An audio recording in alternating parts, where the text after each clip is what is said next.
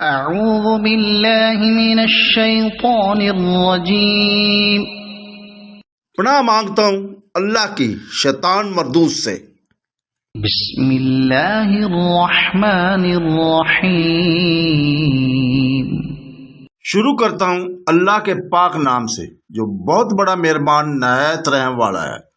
وَإِن كُنتُمْ عَلَى سَفَرٍ وَلَمْ تَجِدُوا كَاتِبًا فَرِهَانٌ مَّقْبُوضَةٌ فَإِنْ أَمِنَ بَعْضُكُمْ بَعْضًا فَلْيُؤَدِّ الَّذِي اؤْتُمِنَ أَمَانَتَهُ وَلْيَتَّقِ اللَّهَ رَبَّهُ وَلَا تَكْتُمُوا الشَّهَادَةَ وَمَن يَكْتُمْهَا فَإِنَّهُ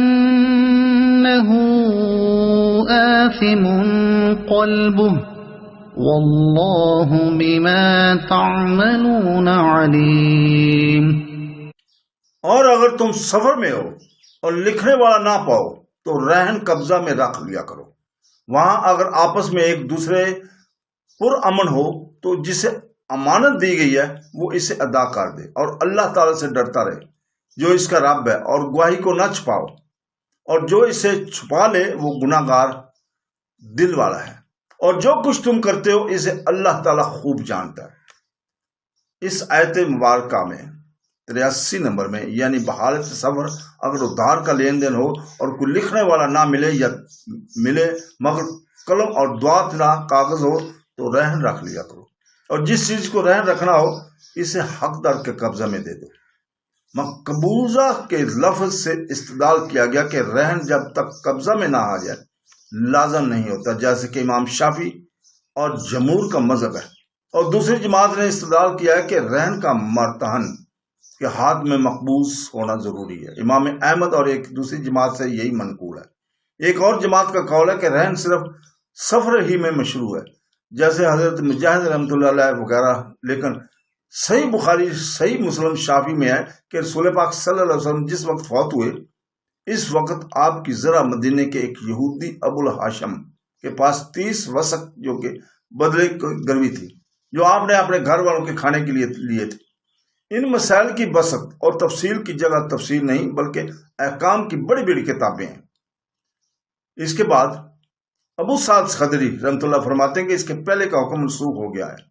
شبیر رحمۃ اللہ فرماتے ہیں جب نہ دینے کا خواب ہو تو نہ لکھنے اور نہ گواہ رکھنے کی کوئی حرج نہیں۔ جسے امانت دی جائے اسے خود یاد رکھنا چاہیے۔